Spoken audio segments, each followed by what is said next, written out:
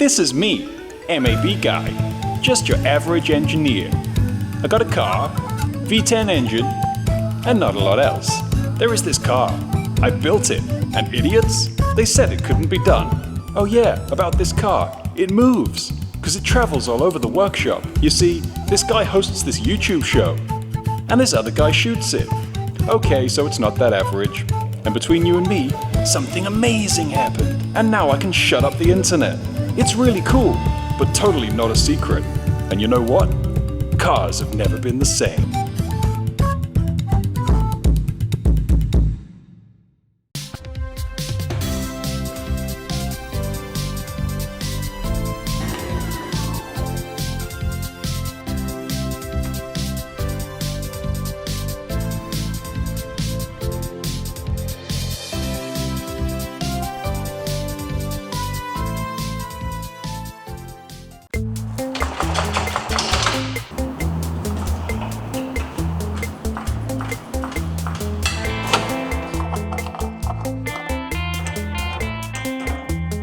Kept you waiting, huh? Yes, I have actually. And for those of you who've been to my workshop in the last 12 months, you'll understand the significance of this moment.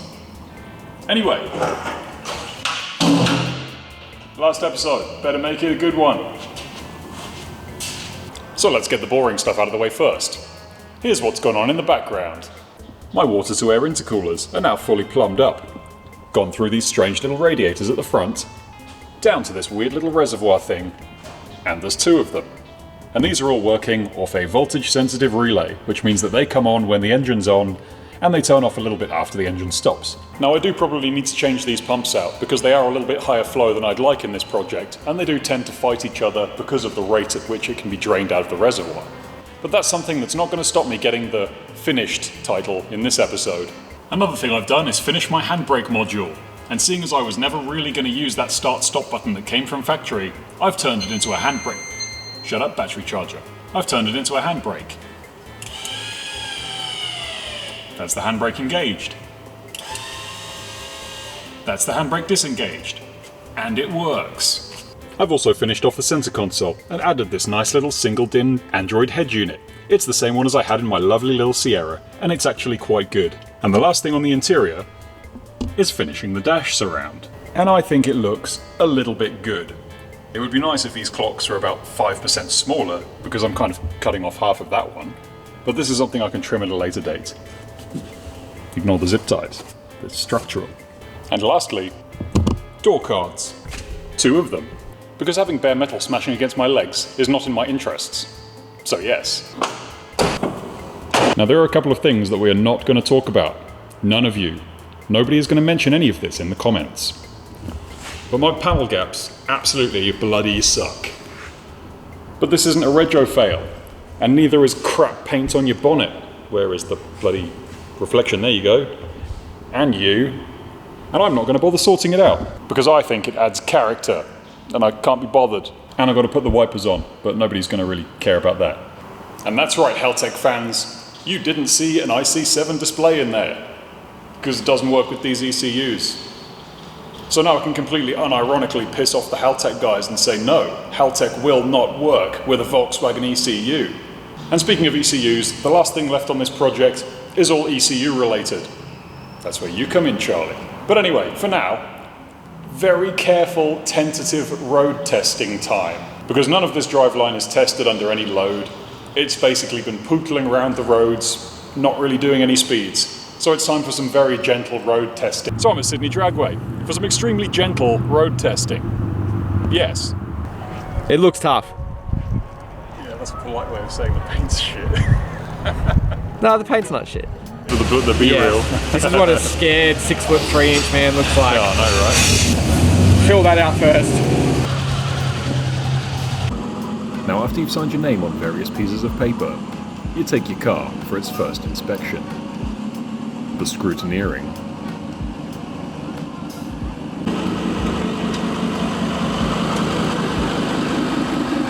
How's the nerves?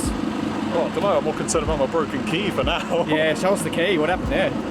My fat ass knocked it off with my knee, didn't it? Oh no. Wonderful. So now I've either got to not turn it off or just hold the key there whenever it wants to start the Pretty thing. fancy. It runs 2 keys though. Yeah. I mean, that's impressive. Only the best cars have 2 keys. Absolutely. I mean, if your car doesn't have 2 keys, I don't know what you do with your life. What else are you doing? Yeah.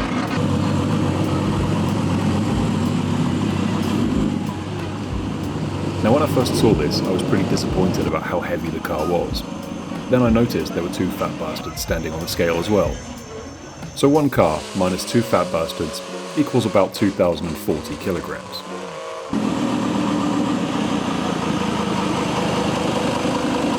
Temp in the engine, what do you reckon? Get some temperature in the car. It's only on like 56 degrees or something, so... Wow, very fancy. I Mate, you need to give yourself a pat on the back because this thing is actually awesome. This is an engineering marvel. An engineering marvel. And this is coming from the guy who just hits things with hammers. So it's big statement coming from me. You're going down that shit talk, are you? Yeah. Do you want to stage your repair like later on after that? It's okay, mate. I'm just psyching myself up to push it. In the back of there, I've got a hammer just for you. Is the hammer for me or? The hammer is literally for you. Oh, good. I kind of deserve it.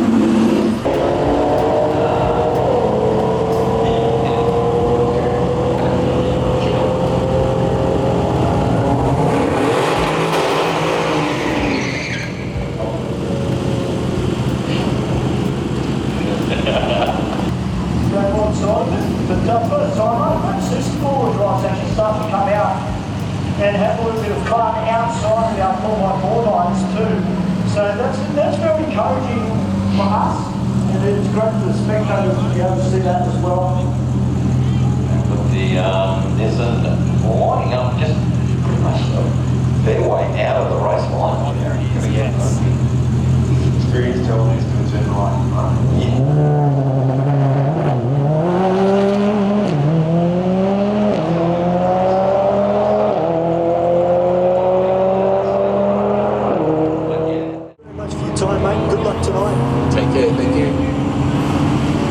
Upstairs. Thanks, Stu. Good job, mate. Thank you very much for being also today. How'd you go, mate? I haven't read the time yet. Hang on. It was pretty bad, wasn't it? Got out of the hole pretty quick from what I saw. Yeah. What was it? Is that 19, really? Yeah, I think so. That's What was awful. the mile an hour though? I don't know. Have a look, it says I it. think 58? 58 mile an hour? Yeah. So you weren't even doing 100 kilometers an hour across the end? I don't think so. No, I don't think that's correct. Because like halfway through, when I got to like 3rd gear, Yes. my prediction is as soon as I press this fault codes thing, it's going to say, oh, okay. No faults found. Wait, was that? Oh no, hang on, surely. That's ECU 2. Oh yeah. Let's try ECU 1. ECU How 1. strange is it having a vehicle with 2 ECUs? Come on. Come on, baby. There we go. Coolant fan. Coolant. We know about that. There you go. Boost pressure Oh, and turbocharger control module. focus you. Oh, there you go. That's it. So you definitely noticed that it. tells you when it comes on as well. That was quite nice. It got the fault at like 2,000 RPM See, that kind of makes sense. under 92% load. So yeah, Right. it's obviously got to be as soon as it hit that 3rd or 4th gear. 4th gear, yeah. It did really good at the first half of the track, and then I noticed it just slowed down halfway, and Yeah. I think you just lost everything Oh, after you, that. you can really feel it. It was like I hit a wall, and it was Yeah. almost like it was decelerating. Yeah, but man, did well. Well done. Congrats on the first run. Yeah, cheers. Let's see if we can fix it. Yeah, let's see. So, yeah, I reckon a couple So what's the plan, Matt? We're going to try get some in-cab footage. some backdoor action with some GoPro on your head. That sounds unlike you. What do you reckon? You reckon that's the go? Yeah, it's convenient that there's like really well engineered little bracketry doodad thing on the roof here. Imagine if they sold stuff like this. It'd be incredible. The world would just be a better place. What do you put in it? Is it like for Bowie knives and shit, or is it for CB radios, or? I was going to mount my GME up there, but like, and then you super can just have like an clever. overhead one because then I can power it off the interior lights. But But that's like a post-engineering job. freaking awesome. Yeah, hopefully that'll get you a bit of a view this time. Yeah, it's all right. Oh, well. Should be quite stable as well. Run 2 for the night. Hopefully a bit quicker this time. Hopefully.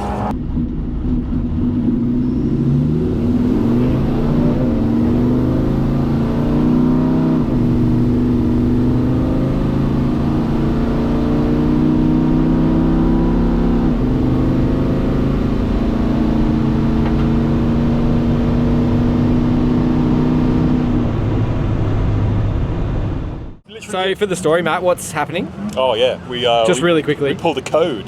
We keep tripping turbo codes. Yeah. So my actuator isn't doing actuator things, right? Yeah. So we did try to fix it. We did try to sort of reset the limits on The one of the wastegates, I The guess. only thing that might be a problem is they've got like a little worm gear inside them. Yes. And I may or may not have dropped one of these controllers at some point, so there's a chance that I've got a broken tooth in there. Gotcha. I've got a spare one, but obviously it's up in Central Coast, Sure, isn't it? sure. So no good down here. Yeah, so our best bet was what we were doing before, which was essentially, recalibrating the limits? Is that what we're doing with the V10? I don't understand really. it quite. It's more likely putting your turbo actuator rod, Yes. so it's within the ranges that is already preset by Volkswagen. Yeah, Because fair Volkswagen call. is a bit finicky about letting you play with their things, isn't it? Yeah, yeah. So, yeah, hopefully... Well, that's racing, mate. I mean, the main thing is we're testing the car out and nothing other than that is really braking. It does sound fantastic while it's running, so let's just keep at it and hopefully we get a time. Next run will be a 15.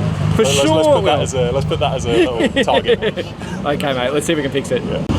All right, hopefully we get a good run this time, Matt. Had a couple of little teething issues with the turbos, but it's a new project, so this is the best place to test it, and we're doing everything we can to get it going. So hopefully we don't go into limp mode this time, and we can actually get a decent pass out of it.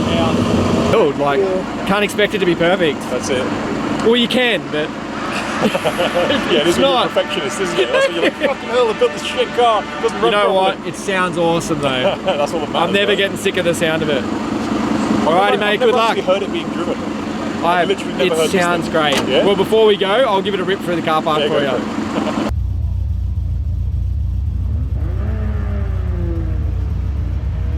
Now this run actually gave me a taste of what this car can do. Halfway down, the turbos kicked in and it pulled me back into its seat like I've never experienced before. And while the start was shit, it pulled like a train for the last half.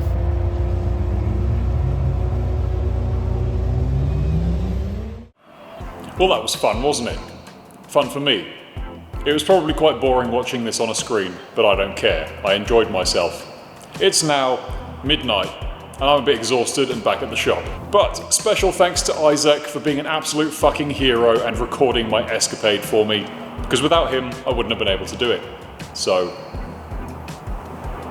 anyway, as I'm sure you're aware, these runs did not go quite as I had hoped. With my best run of the night being this one, at a 16.5 seconds quarter mile. That's pretty appalling, to be honest. But I was underprepared. Now my entire evening could have been saved by this little worm gear, which I had sitting on my shelf in the workshop, not at the drag strip, which is probably a useless place for it to be. And that goes somewhere in there. Fitted. Now when that's actually fitted, it means that my boost controllers will actually be providing the boost required to satisfy the ECU, and it'll stop throwing codes and going into a weird kind of naturally aspirated limp mode, which is what got me 16-second times. If I was actually running boost, I would imagine I would be somewhere in the 15s or high 14s.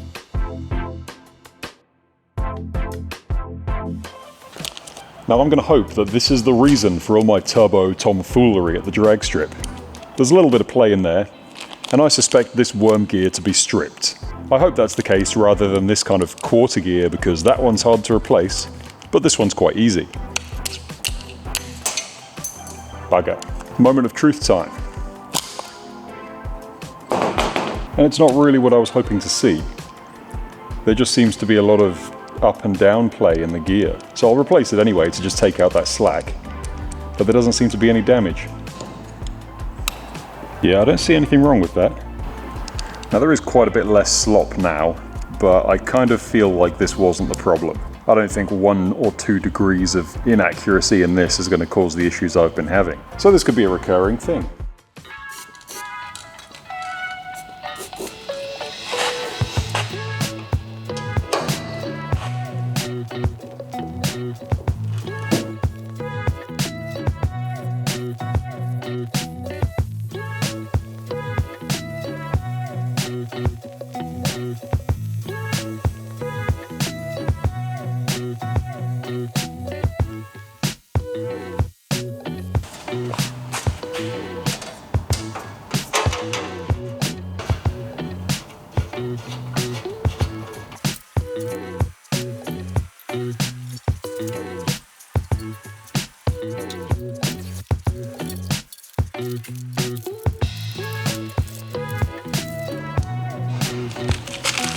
Remember kids, you don't always have to take the wrapper off with your teeth.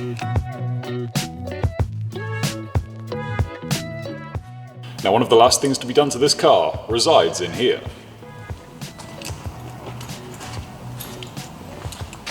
And revolves largely around the fact that my car has far too many keys.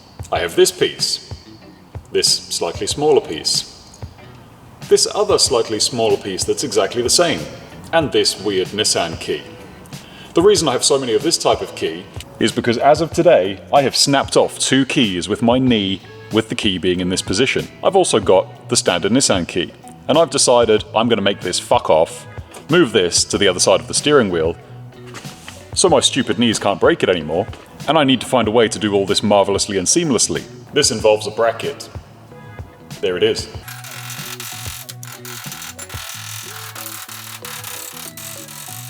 Now you might remember this piece from a previous episode.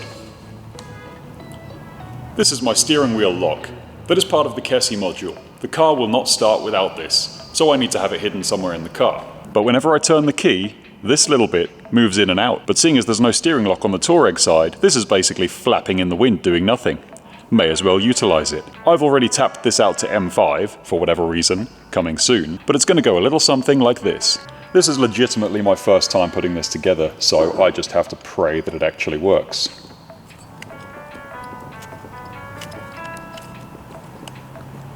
BRB.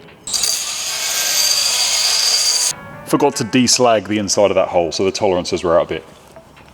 Anyway, this should go in there nicely.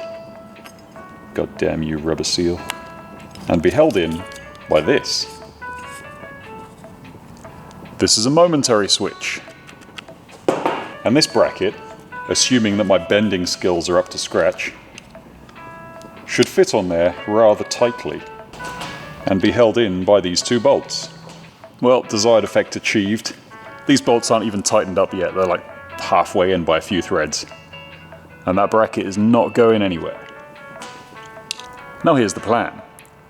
There's the little lock bit that moves forwards and backwards when I turn the Touareg key, and this is a momentary switch.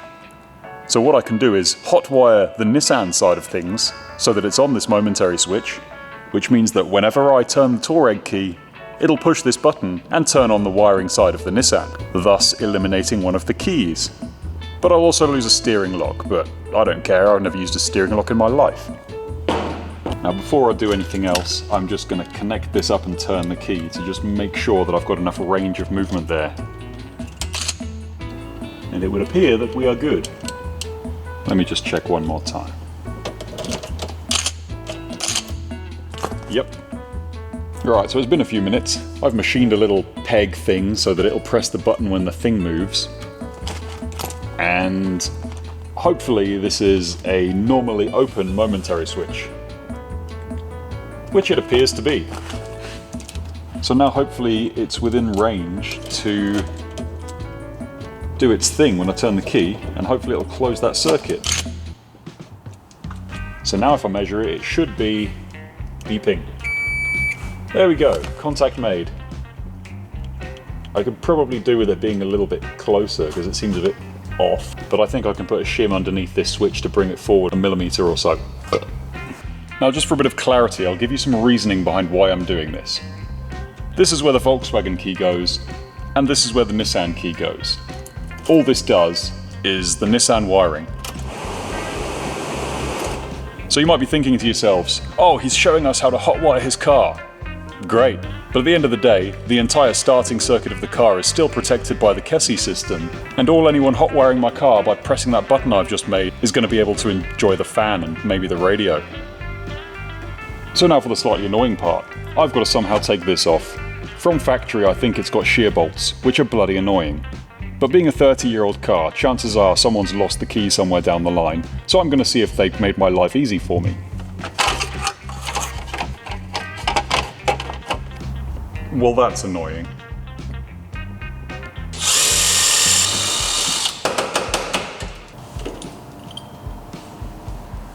So here's the thing. And this is a 5-wire ignition switch.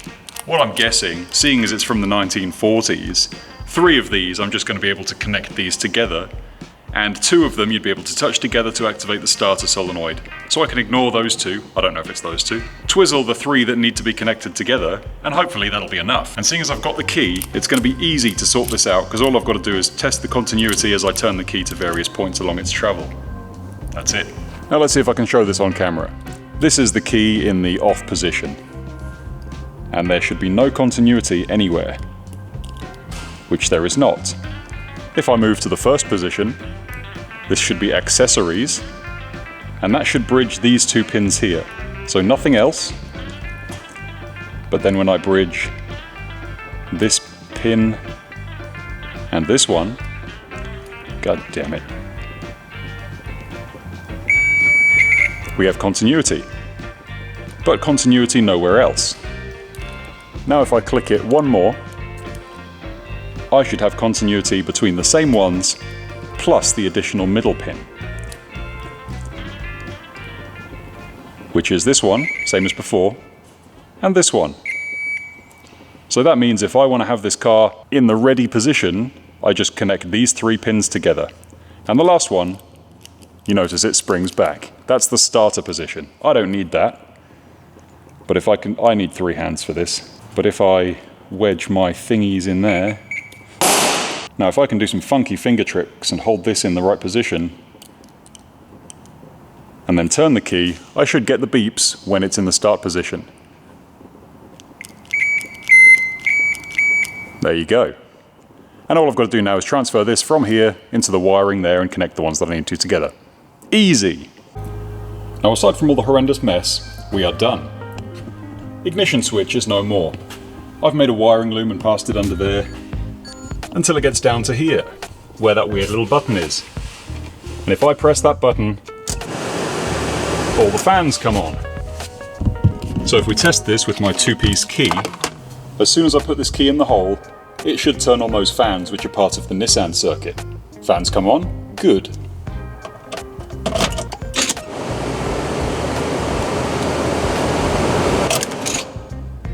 Marvellous. And the last thing to do before I finish for the day is to move this to the other side of the steering column and block up that hole in the plastic that's not there right now, but it will be.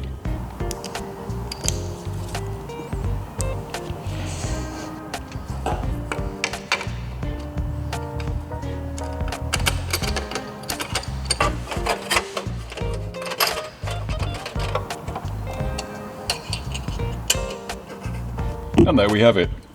I'm not particularly happy with that blank, but maybe I'll put a gauge in there at some point, but what use is a gauge by your knees? There's the ignition thing blanked off, and my new keyhole is there. Pretty far away from the knee game, and at least I won't snap it off when I'm getting in and out of the car, like this one always seemed to do.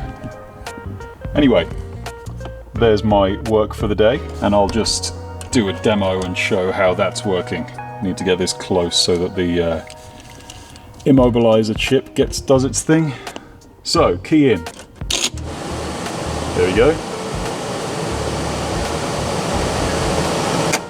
I'll turn that off because it's the Nissan thing, and then when you take the key out, it opens again. So that's it. 3 years of building cars, and it's finished, I guess. Not sure how I feel about that. I'll probably do another video later about getting this thing engineered, about showing all the hoops that I had to jump through. But until then, I'm pretty much done, because I'm over it. And the rest of the stuff that needs doing isn't even worth putting in a video because it's so minor. So this is it. The end of an era, kind of. Or at least the end of building something that I think is truly bloody fantastic. And you can't disagree with me, because I built it, it's mine, and you're just an internet dweller. And as such, I can end this build by doing something I have never done in my entire history of YouTube.